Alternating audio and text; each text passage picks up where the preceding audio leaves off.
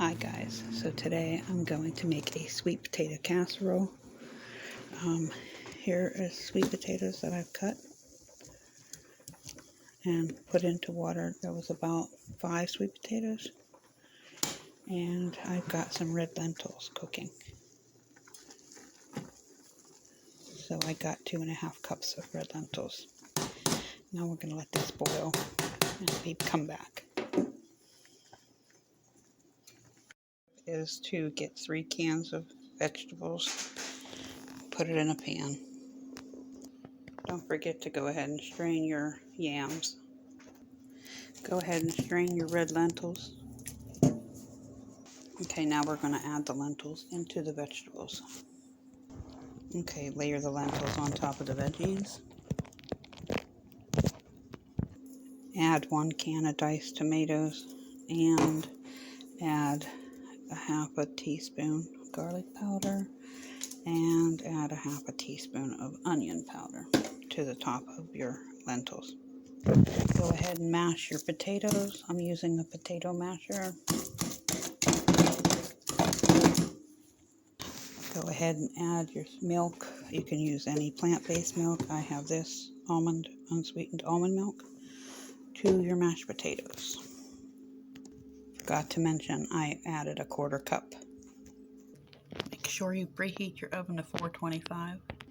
Go ahead and add your potatoes on top of the tomato paste, diced tomatoes. Okay, next you're just going to flatten it all out. If you have too much, like I have a lot, see, you can take some out, which I did in a little dish. You can actually munch on it.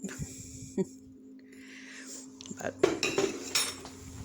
if you have a bigger pan, that would be good too for this recipe, because I'm making this on the spot. Next, you're going to want to cover it with parchment paper, and then over top the parchment paper we will put aluminum foil.